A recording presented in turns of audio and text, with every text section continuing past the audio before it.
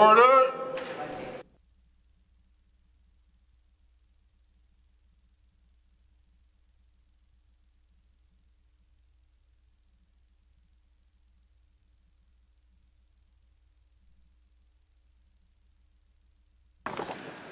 O God, may your spirit and guidance be in us as we work for the benefit of all our people, for peace and justice in our land, and for the constant recognition of the dignity and aspirations of those whom we serve. Amen. Amen.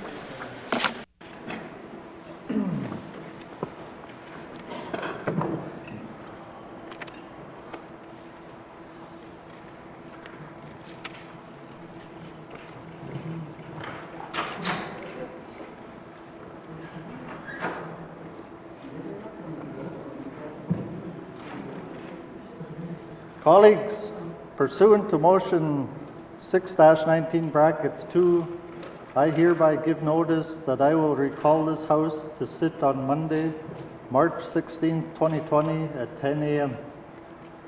After consultation with the Executive Council and members of the Legislative Assembly, I am satisfied that the public interest requires that the House meet earlier than the scheduled resumption of the House on March 24th, 2020.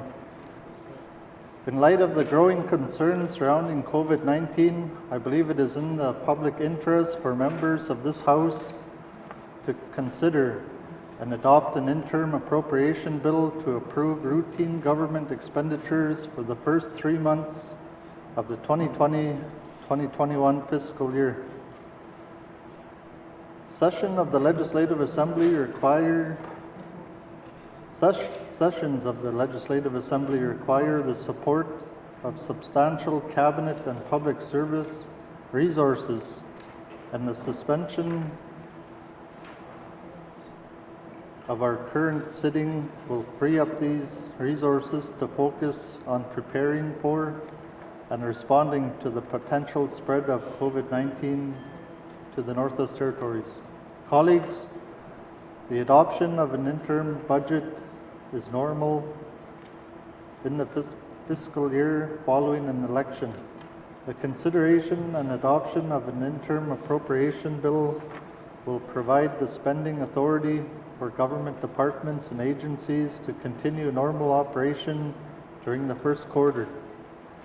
This will not preclude further consideration of the main estimates that are currently before this House.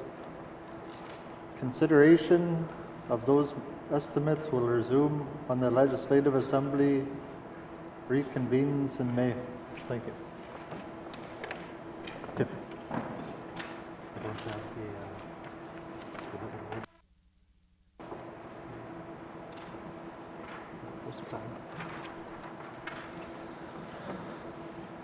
Minister statements, Minister of Education, Culture and Employment. Monsieur le Président, I am proud to celebrate the Francophone community of the Northwest Territories during the 22nd annual Rendezvous des Francophonies. This nationwide initiative, held every March, is an opportunity for Canada's 9.5 million French speakers to promote the French language and celebrate the many ways it is expressed throughout the country. The Rendezvous encourages us to celebrate the strength in our diversity and cooperatively address the challenges we face as a territory.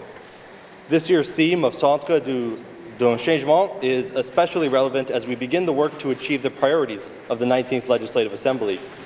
It is a welcome reminder to embrace a spirit of unity aimed at improving the quality of life for all our residents.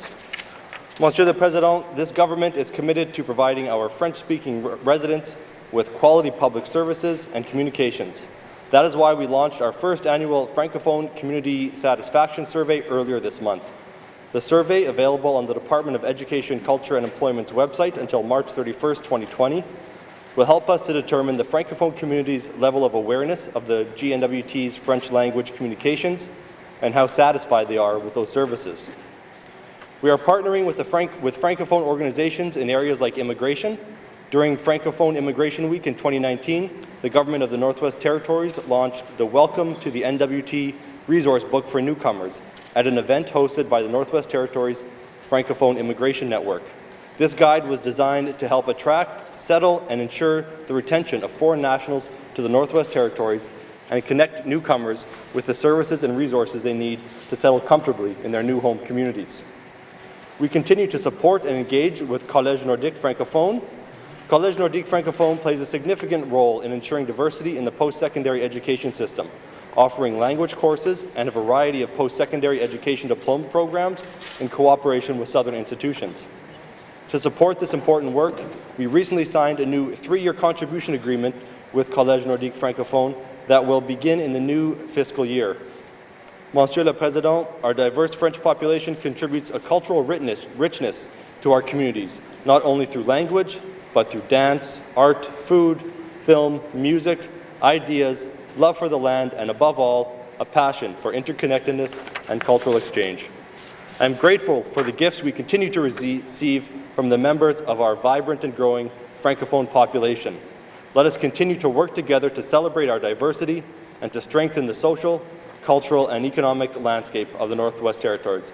Merci, Mr. Speaker.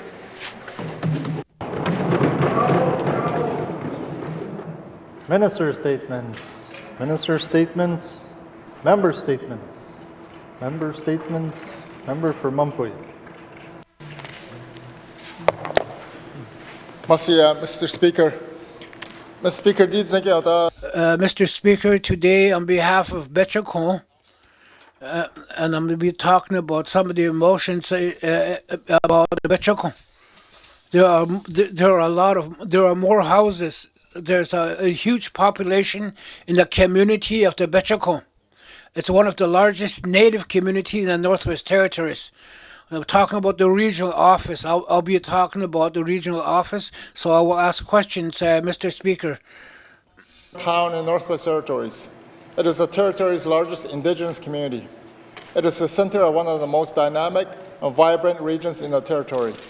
Yet, Mr. Speaker, the territorial government has no regional offices in Betchakon. It maintains regional offices in Inuvik, Norman Wells, Hay River, Fort Simpson, Fort Smith, 2 of which actually have fewer population than Betchakon. Meanwhile, Betchakon regional office is located in Yellowknife. Mr. Speaker, this is a disservice to the people of the Clinchon region. They observe Norman Wells and Fort Simpson, and I wonder why they don't have the same access to decision-making powers, programs, employment, and career development to those communities that enjoy by virtue of their regional government offices. Mr. Speaker, the regional delivery model brings government closer to the people. It makes programs, policies, and services more culturally sensitive. The regional delivery model, model builds public buy-ins and makes communities more self-reliant. Mr. Speaker, it's been 17 years since the Clinchon Agreement was signed, making the Clinchon Nation one of the most progressive self-governing Indigenous nations in the world. It is time that this territorial government recognize by giving the Clinchon a regional government presence to match. Mr. Speaker, I will have questions for Premier at the appropriate time. Merci.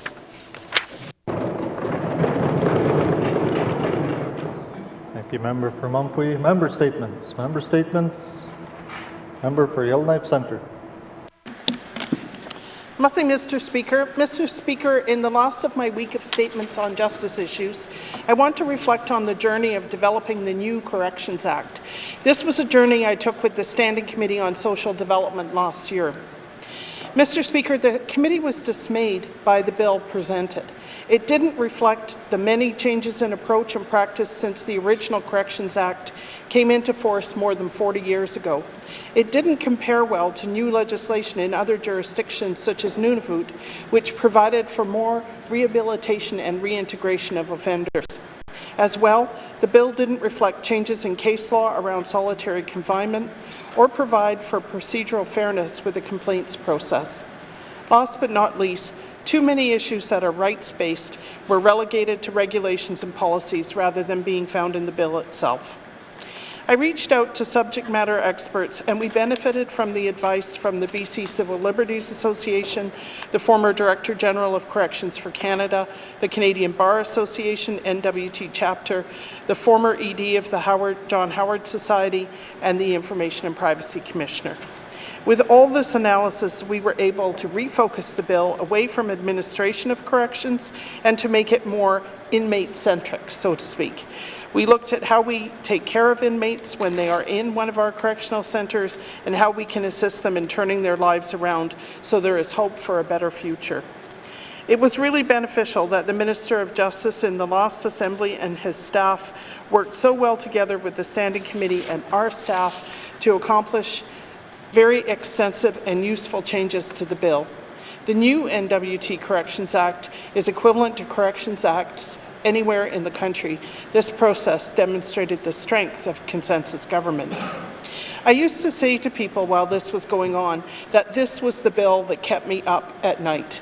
After waiting 43 years for it to be thoroughly overhauled, we needed to do a really good job so that it would last another 43 years. While I was initially doubtful that could be done, it was done, and I'm very proud of the result. I will have questions for the Minister of Justice on the next step, implementation of the Act. Merci, Mr. Speaker. Thank you, Member for Yellowknife Centre. Member statements. Member statements. Member for Nunavut. Thank you, Mr. Speaker. Mr. Speaker, I'm pleased. Yesterday we brought up about the COVID-19. I'm pleased this government's working so hard to get this pandemic for the people across the territories sorted out on a plan to go forward. I want to know of this plan for our schools, Mr. Speaker, in our small communities.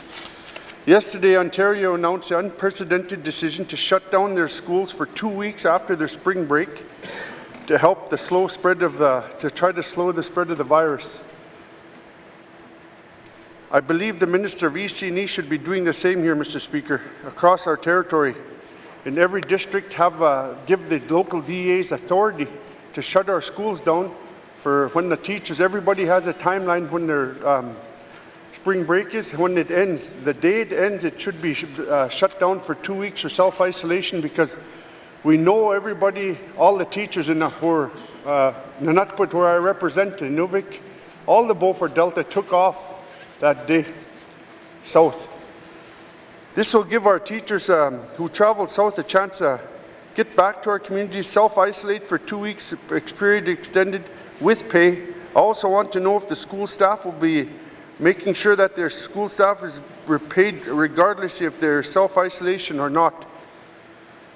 Today, I'm asking the Minister of EC&E, is he planning to extend spring break across the territory at the end of every,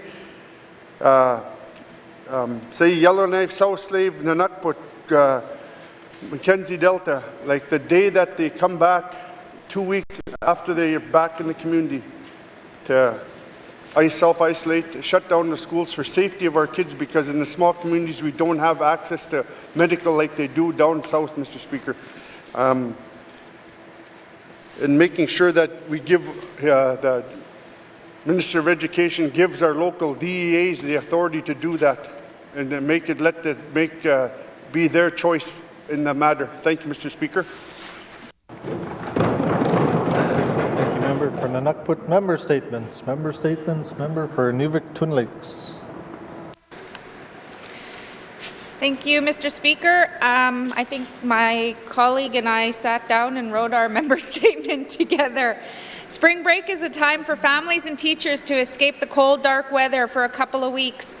The spring break in my community started March 6th. Therefore, everyone should start returning from their vacations from all over Canada and the rest of the countries by next weekend. This has people concerned. In other provinces, they are taking precautions by way of closing down schools for an additional 2 weeks after the spring break to reduce the possible spread of the virus. Mr. Speaker, we have to remember there is no vaccine for this virus. There are people who are healthy and will risk being sick and don't mind taking the chance. But what happens, Mr. Speaker, to those who are immunocompromised, like our elders, our babies, and those with chronic diseases?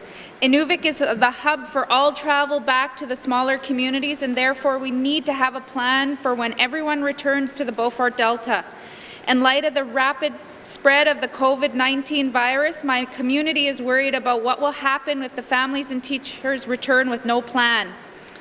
We also have no relief healthcare staff in Inuvik, and therefore if we get hit with a virus in my community or one of the smaller outlying communities in the Beaufort Delta, they will deplete the staff in my community. We need to have a plan. We need to have the resources to protect the people in my community and the rest of the NWT. Thank you, Mr. Speaker, and I'll have questions for the Minister of EC&E. Thank you. Thank you, Member for Inuvik Twin Lakes. Member statements. Member statements. Member for Yellowknife North. Thank you, Mr. Speaker. I just wanted to rise in support of your decision to end this session early and pass an interim appropriation bill. I had a number of concerns about taking up the Department of Health's time and all of their senior management and questioning them over their budget. Well, they have much better things to do. I just wanted to speak briefly on this COVID-19 thing. I think the main priorities here are continuity of government and protecting our most vulnerable people, Mr. Speaker. I believe I would like to commend all of the departments on the work they are doing, even without a confirmed case in the NWT as of yet. I've seen departmental response plans and I've seen people really kick into action, you know, just the power of what government can do. And I think it's important here to reassure citizens that it's a matter of preparation, not panic. And I'd like to, in advance, just provide some of my suggestions to ministers that I will continue to press them even without the House sitting. I think we must protect our most vulnerable. If we have a full-blown pandemic in the Northwest Territories, I would like to see the Housing Corp stop evicting people. I think the idea that we would put people in self-isolation and evict them is inhumane. I would like to see the Power Corp stop throttling power on people who are self-isolating, Mr. Speaker. I would like to see our homeless and most vulnerable provided housing if they have to self-isolate. I would like to see those in corrections, make sure that, you know, they can be protected in this. Mr. Speaker, during this time, even though this Assembly is not sitting, I want to assure the public that all MLAs will be in contact with government and we will be continuing to have open communication with all our citizens, Mr. Speaker. But most importantly, Mr. Speaker, this is about making sure that our healthcare system is prepared and not overwhelmed. And so I would like to, in advance, thank all of our healthcare workers who are already overworked, Mr. Speaker, and things are going to be harder for them. But I know that we are all there behind them, all of our healthcare workers. And so, Mr. Speaker, I just want to thank everyone in advance, and let's get through this together. Thank you, Mr. Speaker. Thank you, Member for Yellowknife North. Member statements. Member statements. Member for Hay-River South. Thank you, Mr. Speaker. Mr. Speaker, with permission from the member of Hay-River North, I'm going to use a good part of a previous statement he made on dredging. Mr. Speaker, the buildup of sediments in the Port of Hay-River has reached a critical level. The federal government used to dredge the waterways around Hay-River and at points on the Mackenzie River. That program ended in the early 90s, and virtually nothing has been done since. The result is that tugs are dragging barges through silt, boats are being damaged, and veteran commercial fishermen are finding it unsafe. I am aware that dredging is the federal government's responsibility, as that has been the answer that previous ministers have provided over and over again. Regardless of whose responsibility it is in our backyard. So as far as I'm concerned, it's our problem, and we have to do something about it. Mr. Speaker, safe marine operating conditions are vital to maintaining and growing the South Slave economy. The Port of Hay-River is the largest inland port in Western Canada. It is home to a Canadian Coast Guard base, the Federal Department of Fisheries and Oceans, and our own marine transportation service. It is part of the reason that the town of Hay-River exists, so it's shocking that we've let its condition worsen each year. Our priorities contain a bold vision for the NWT's economy, which includes the fishing industry. The problem is that if the fishermen can't get to the fish because the port is too shallow and unsafe, then we don't have an industry. It's as simple as that. Hay-River has also a growing tourist industry and with amazing potential. With our southern proximity and access, the town could be a destination for recreational boaters and sport fishers, and in fact, there are businesses making investments in the market right now. Mr. Speaker, without action on dredging, that opportunity will be lost. The viability of our shipping industry and the cost of goods up the Mackenzie are also directly and negatively impacted by our lack of action. This problem has consequences beyond Hay River. As each year passes and the sediment builds, the risk of flooding grows greater. From what I can tell, the previous government did little more than provide a weak argument to the federal government to dredge the harbour, which has gotten us nowhere. I urge this government to address the dredging issue during the term of this Assembly, and what we need is more action and less finger-pointing. Thank you, Mr. Speaker. Thank you, member for Haverford South. Member statements. Member statements. Returns to oral questions. Returns to oral questions.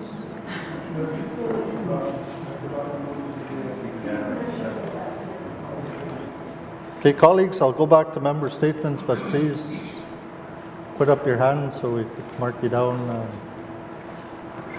We'll carry on with member for Thabatcha. Speaker, I'm sorry because I thought I had to be last because I have part of my member statement as a eulogy. Okay. So, Mr. Speaker, I would like to highlight the Wood Buffalo National Park today. This park was established 98 years ago to protect the declining number of wood bison. It is approximately 45,000 square kilometers and is the largest park in Canada and the second largest park in the world. It is listed as a UNESCO heritage site. According to the UNESCO website, UNESCO is the United Nations educational, scientific, and cultural organization. It seeks to build peace through international cooperation in education, the sciences, and culture. UNESCO's programs contribute to the achievement of the Sustainable Development Goals defined in the Agenda 2030, adopted by the UN General Assembly in 2015. UNESCO has approximately 1,100 heritage sites worldwide, with 20 being in Canada, one of which is Wood Buffalo National Park. Mr. Speaker, Fort Smith is called the gateway to Wood Buffalo National Park. Every year, tourists arrive to visit this park. Numbers of visitors have increased over the years from approximately 1,600 to 3,900 in 2019. The Wood Buffalo National Park offers a variety of experiences to tourists, including a dark sky festival that takes place every August. In 2013, the Royal Astronomy Society of Canada designated the Wood Buffalo National Park as the world's largest dark sky preserve. Two wetland sites that are considered of international significance, one of which is the nesting grounds of the whooping crane and the other being the Peace Athabasca Delta. Both provide an important wetlands for migrating and nesting fowl. Snake pits that offer viewers to see garter snakes migrate from wintering caves. Hiking trails that offer a variety of unique landscapes. Off-the-grid camping experience, salt plains created by ancient seas. Mr. Speaker, this heritage site is accessible through Fort Smith and is a hidden gem and could easily be promoted as an incredible tourist designation for the NWT. I encourage everyone to check out this wonderful park at some point in their travels, either in Fort Smith or anywhere in the Northwest Territories. Furthermore, I would like to wish all the staff at the Wood Buffalo office a great weekend with all my constituents of Fort Smith to have an enjoyable weekend at the Wood Buffalo Frolics Festival. Mr. Speaker, I seek unanimous consent to finish my statement. Members seeking unanimous consent to conclude her statement. Are there any nays? There are no nays. You may conclude your statement. Lastly, Mr. Speaker, the town of Fort Smith is saddened by the passing of Mrs. Betty Mason. Betty was well known for years. She worked at the town hall, including when my husband Peter was mayor. Betty was a huge presence in the community, and after retiring from town office, she worked at Kaiser's store, where everyone was greeted with a smile and a laugh. Betty was well known for her great sense of humor, and everyone was the target of her teasing, no matter who you were. Betty was loved by all and will be sadly missed by her St. John's Anglican Church family and the town of Fort Smith. I would like to offer my sincere condolences to her daughter Linda, and her grandson Carson, and all her extended Fort Smith family. Thank you, Mr. Speaker. Thank you, member for Thabatcha. Member statements. Member statements. Member for Frame Lake. Merci, Monsieur le Président. The review of the Mineral Resources Act involved a 4.5-hour clause-by-clause review and 6 hours in Committee of the Whole. To say it was contentious would be a huge understatement. The Mineral Resources Act is not about promoting mining. It's about setting up a system for mineral rights management. The bill was supposed to be about trying to balance a complex set of rights and improvements, included notice to Indigenous governments of mining claims and exploration work. There may be requirements for benefit agreements with Indigenous governments before a mine can go into production. Regular MLAs worked very hard to get some further improvements, but many were rejected. The bill failed to recognize the legitimate interests of community governments in protecting their lands and infrastructure. There is no precision or clarity when it comes to public benefits, as there are no triggers or details on those benefits. The ill-defined zones are bad public policy and likely to create a race to the bottom where different regions are incentivized to lower standards to try to attract investment. There is virtually unfettered discretion for the Minister and Cabinet over the development of regulations. Regulations will cover very significant areas of public interest, including royalties, the definition of work to keep rights in good standing, map staking, and more. There have been at least 2 public presentations on the next steps of the Mineral Resources Act, Mr. Speaker, one at the Geoscience Forum in November 2019 and another at an event sponsored by Alternatives North in late January 2020. Regular MLAs have yet to receive a briefing from the Minister of Industry, Tourism and Investment on this topic. Clearly, there's a lot of work to be done to begin to implement the Mineral Resources Act. Ontario took about 10 years to fully implement its new legislation with a suite of regulations and policy. What I'm looking for from the Minister and the public deserves, including the mining industry, is a clear plan. Everyone needs clear timelines and opportunities for public engagement and the development of numerous sets of regulations that will be required to implement the Mineral Resources Act. I'll have questions later today for the Premier on the next steps for the Mineral Resources Act. Merci, Mr. Speaker. Thank you, Member for Frame Lake. Member statements. Member for Kamlik. Thank you, Mr. Speaker. Yesterday I spoke about mental health triage for our children. Today I would like to focus on how we can help grow resilient children. Adolescence is a challenging time. Teens' bodies are changing as their minds are expanding. In addition to school and home pressures, teens are expected to travel the rocky roads of self-discovery and self-expression as they prepare for life after high school. We do have NGOs like the YWCA, Rainbow Coalition of the NWT, Foxy Smash, Northern Youth, community governments and local sports associations working hard with volunteers to offer leadership, self-esteem and physical activity programming for youth. But as we grow our mental health care supports and processes, we also need to continue to evolve how we are helping youth build their resiliency toolbox. Mr. Speaker, art has always been a part of my life. Art is a powerful connector. It connects people to one another, land and culture. Art therapy can be used as a complement to traditional mental health treatment where the aim is to manage behavior, process feelings, reduce stress, anxiety and depression, and increase self-esteem. Studies show that creating art stimulates the release of dopamine, the chemical release when we do something pleasurable and literally makes us feel happier. We live in a unique part of the world, Mr. Speaker. Our arts and crafts are celebrated by locals and foreigners alike, and our need for cultural resurgence throughout our society is prevalent. NWT schools currently follow Saskatchewan's arts curriculum for grades 1 through 9 and Alberta's for grades 10 through 12. The Saskatchewan curriculum was last updated in 2011, whereas the Alberta arts curriculum was last updated in 2015. Mr. Speaker, it is time for a Made in the North arts curriculum that allows us to continue building mental health supports and self-discovery tools for our youth.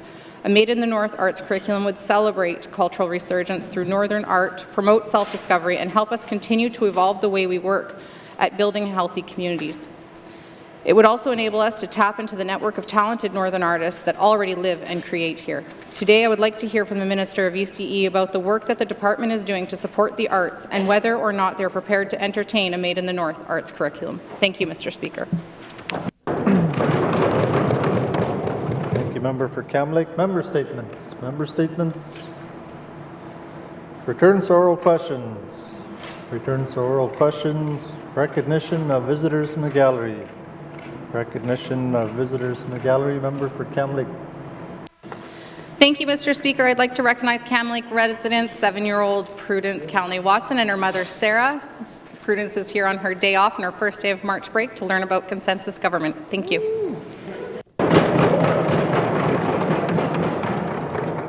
you, member for Cam Lake. Recognition of visitors in the gallery. Member for Yellowknife Centre. Merci, Mr. Speaker. Mr. Speaker, I would like to thank my constituent, Sophia Laganas, for being a page in this Assembly during this sitting, and I'd like to thank all the pages for the work they've done for us. Thank you. Thank you. Recognition of visitors in the gallery. Recognition of visitors in the gallery. Member for Nunavut. Mr. Speaker, again, Mr. Speaker, I rise to welcome and thank my pages from Sax Harbor, Tony and Ryland. Thank you for doing a good job here this week, and I really enjoyed having them in the House here. Thank you, Mr. Speaker. Thank you, member for Nunavut. If we've missed anyone in the gallery, I'd like to welcome you all to the chamber. It's always great to have an audience with us today, and thank you to all the pages for all the work you've done over the last week. A lot of help you've done for the members, and we really appreciate it. Thank you. Acknowledgements. Oral questions. Member for Nunavut. Thank you, Mr. Speaker. Mr. Speaker, today I rise again in regards to COVID-19 and the concerns that I have for my constituents in Nunavut and across the Beaufort Delta and across the territory.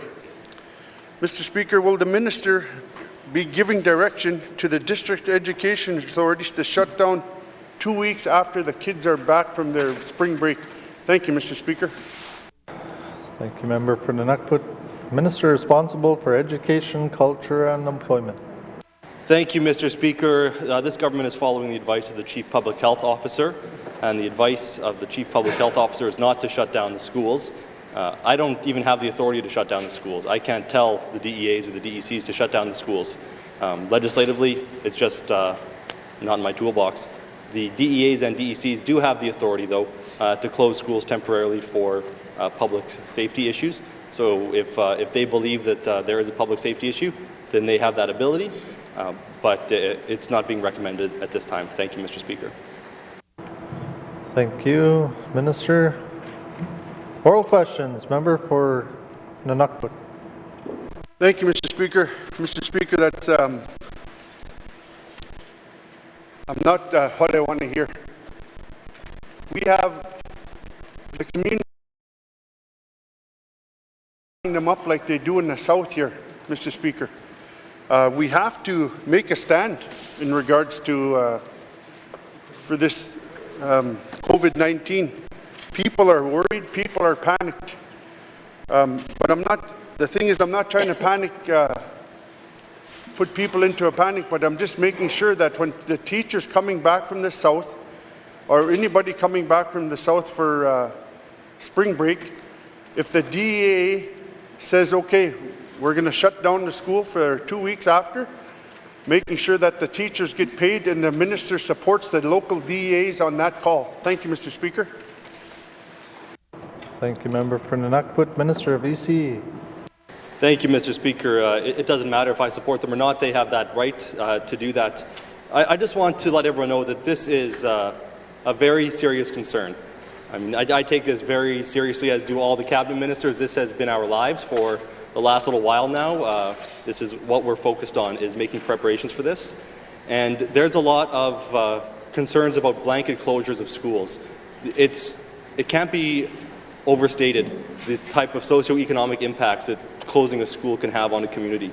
There are childcare concerns. It would mean people would have to stay home from work.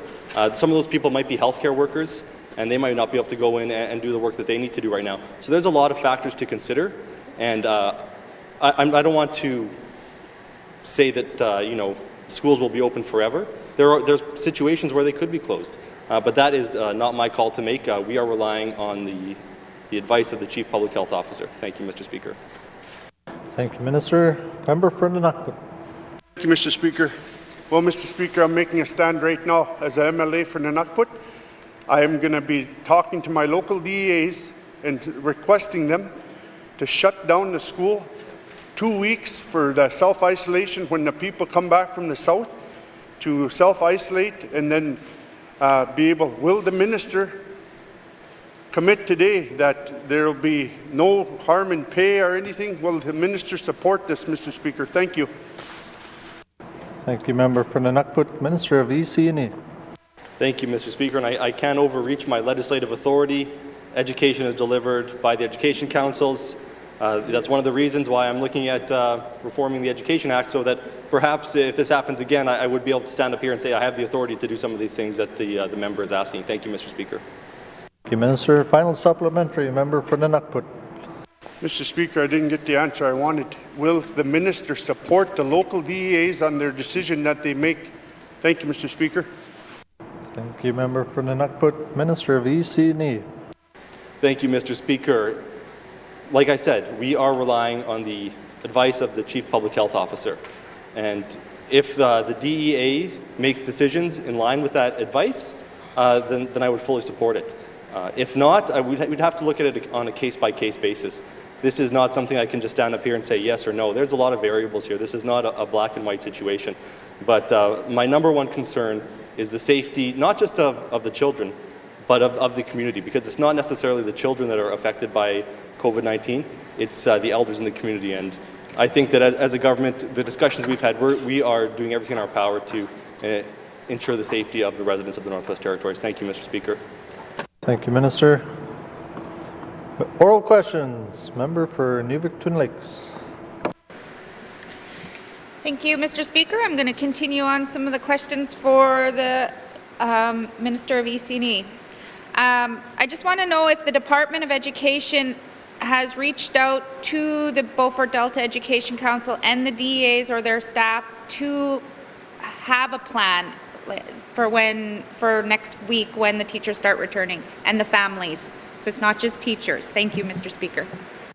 Thank you, Member for Nuvik-Twin Lakes. Minister of Education, Culture and Employment.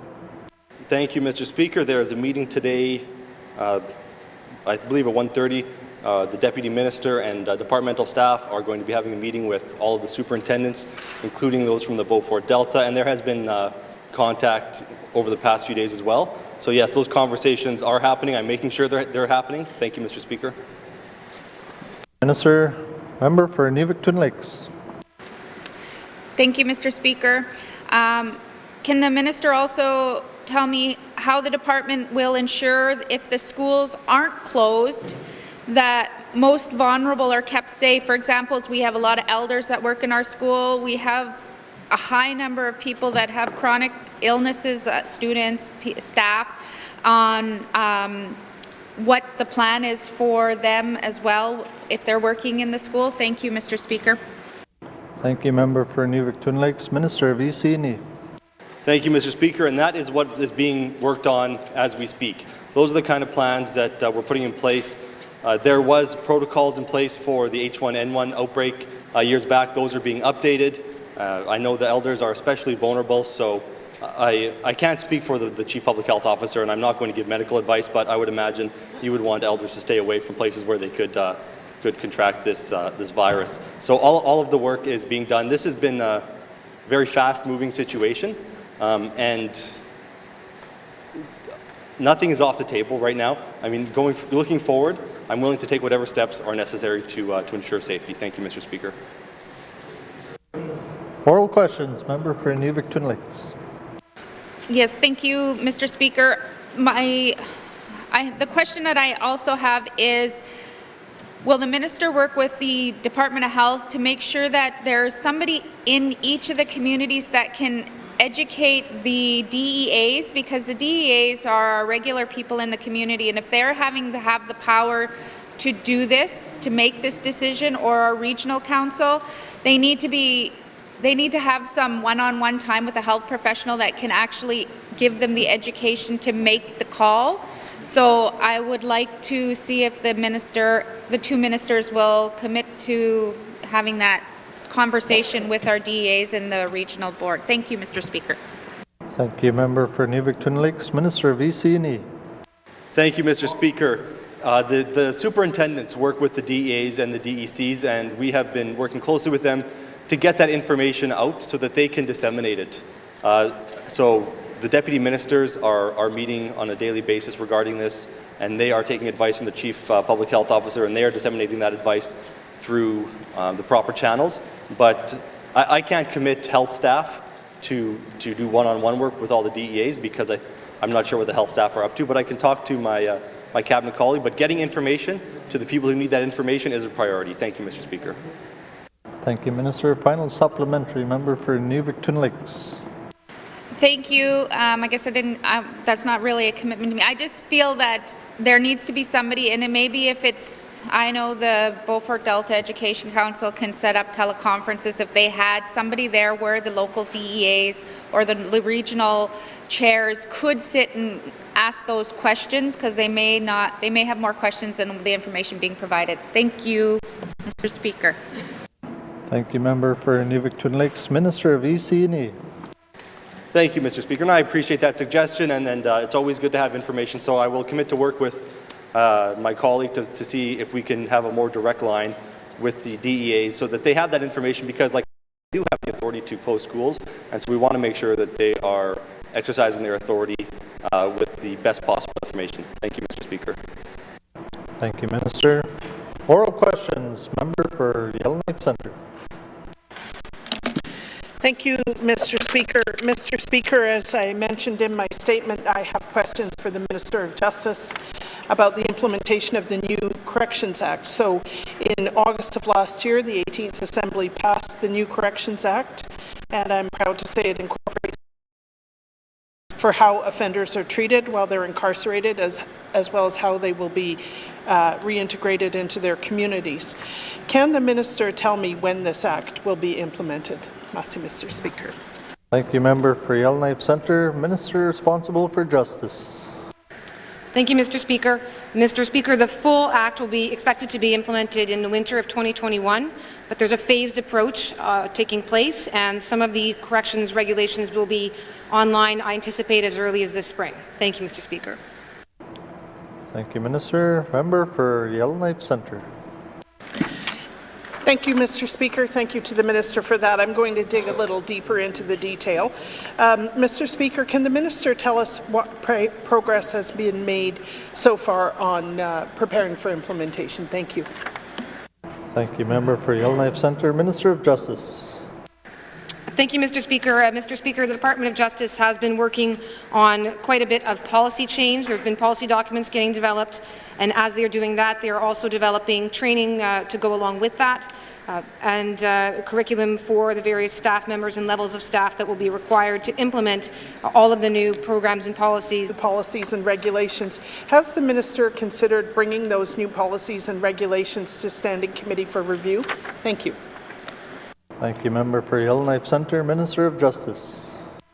Thank you, Mr. Speaker. Mr. Speaker, I do know that this Act was one that had significant input from the entire House and was better for it. So I'm not opposed to bringing things forward to the relevant committee, Mr. Speaker, and I will certainly endeavour to provide an update to the committee as to the exact state of which policies and where things are at. And I can't see why we wouldn't engage in that sort of a briefing.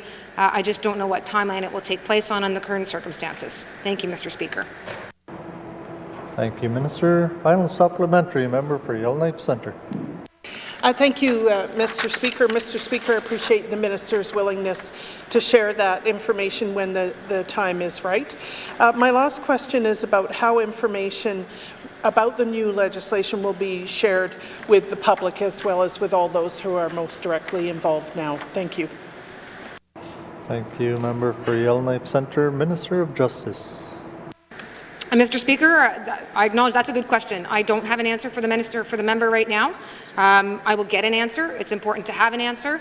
And the new Corrections Act really, Mr. Speaker, is one that is a flagship for the Department of Justice. It's a piece of legislation that we're proud of, and I will look for opportunities and develop opportunities to make sure that we are sharing that with the public and showing the public the good work that's happening at the Department of Justice in the Northwest Territories. Thank you, Mr. Speaker. Thank you, Minister. Oral questions. Member for Toonday Welleday. Mr. Speaker, I didn't say too much today, but I just want to say really quickly about this COVID issue we're dealing with. if anything, really quickly, history has taught us that we should always make sure that we control how our people traffic are being regulated, and make sure that we contain this sort of thing, because again, history has taught us if we ignore it, it could be very costly in terms of lives, and I don't want to see that. I'd rather see our government be proactive on this. So I had a quick question for the Minister of Health and Social Services. And I'm kind of concerned about the small communities. So does the Minister have any backup nurses in case the current nurses are unable to work? Masicho. Thank you, Member for Tunde Welde. Minister responsible for Health and Social Services. Thank you, Mr. Speaker. Mr. Speaker, I want to take this opportunity to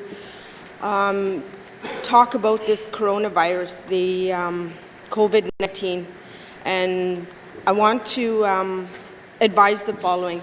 So the Health and Social Service system has been preparing for a potential NWT outbreak since early February, based on emerging information from the World Health Organization and the federal government. The Office of the Chief Public Health Officer has developed guidelines for Northwest Territories health professionals and have issued regular alerts so that the health and social services workforce is being kept informed.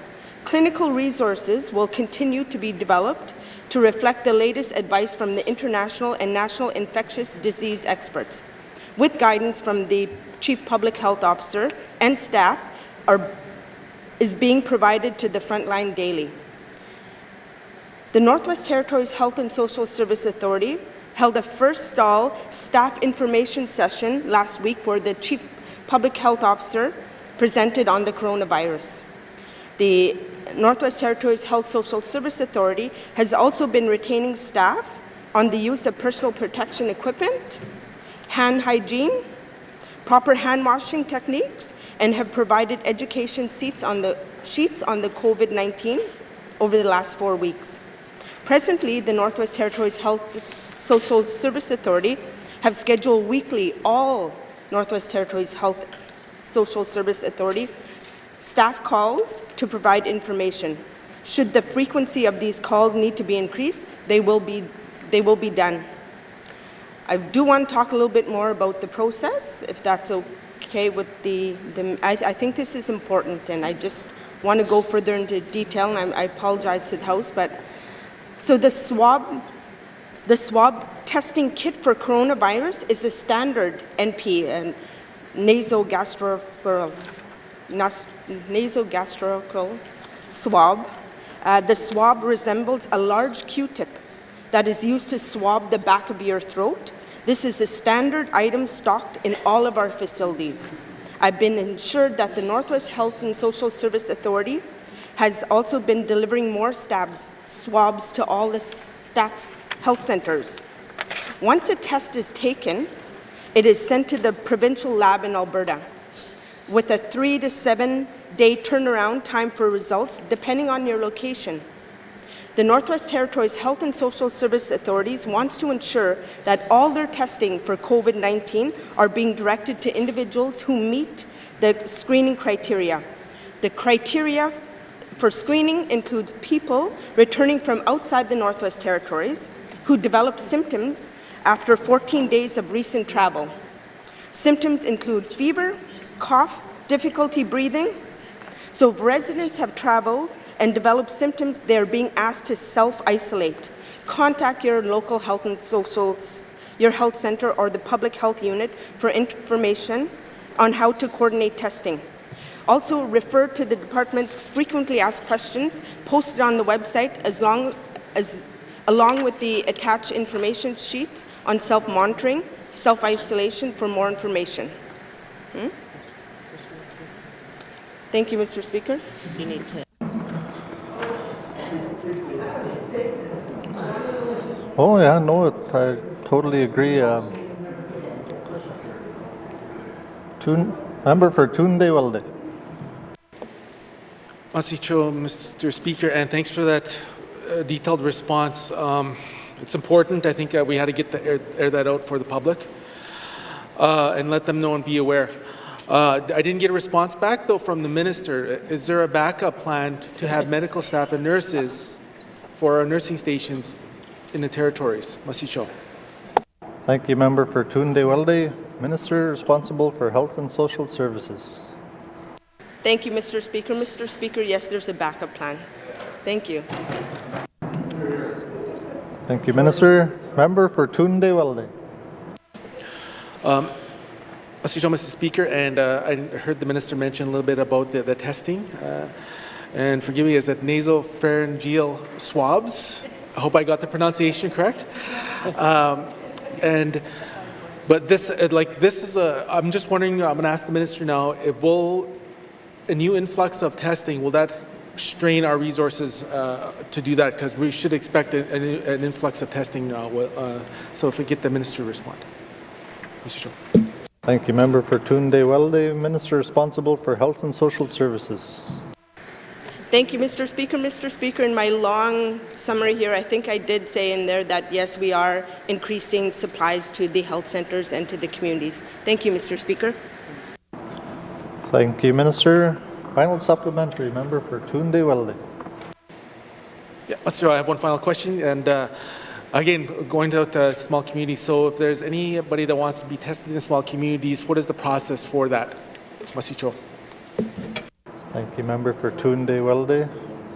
Minister responsible for Health and Social Services.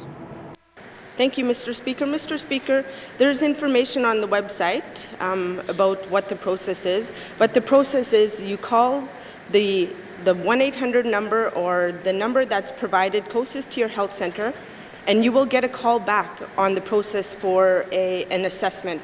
Once you get the assessment, then the department will respond from there. Thank you, Mr. Speaker. Thank you, Minister. Oral questions. Oral questions. Member for Kamloops. Oh, jeez, I thought you said.